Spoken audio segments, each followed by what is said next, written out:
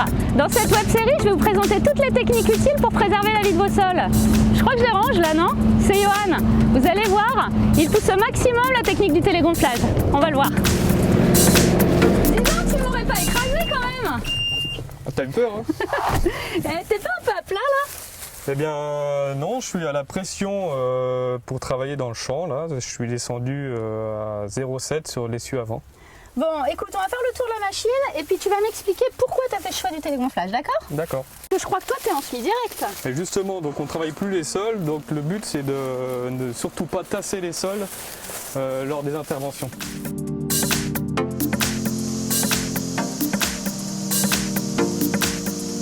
Ce dispositif là que tu as mis en place, on voit les tuyaux qui dépassent, tout ça, tu vas nous expliquer, mais globalement, ça coûte combien ça?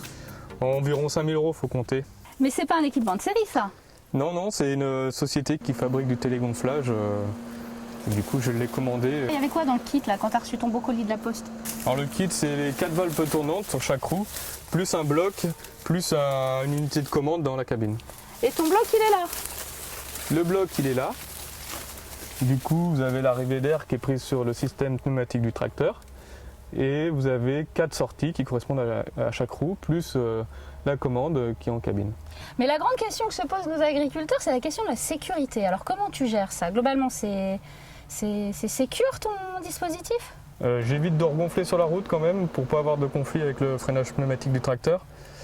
Et sinon, il n'y a pas de gros soucis. Hein. Mais dis-moi là, ce fil, il n'y a pas de risque que ça s'arrache? Ça peut arriver, mais c'est très rare. Et si ça arrive, il n'y a aucun risque de dégonflage du pneu parce qu'en fait, il n'est pas en pression. Il est juste en pression quand on regonfle ou quand on fait un contrôle de pression. Bon alors sur un investissement de l'ordre de 5 000 € plus les pneus, parce que je crois que tu as choisi des pneumatiques particuliers, oui. Le retour sur investissement, tu le trouves comment? Je le retrouve surtout agronomiquement. Je préserve mes sols au maximum par rapport au poids des engins.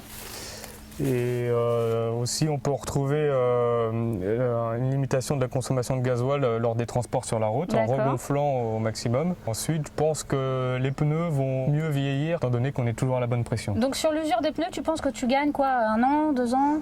Je pense qu'ils vont faire au moins 1 an de plus. En semi-direct, t'es sûr que tu avais besoin d'investir dans le télégonflage?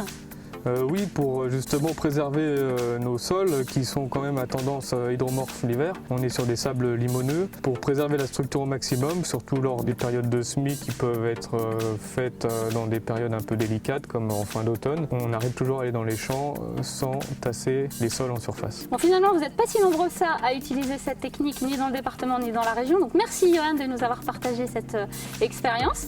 Et puis on se retrouve dans un prochain épisode parce qu'il n'y a pas que le télégonflage pour préserver la vie de vos sols. À bientôt!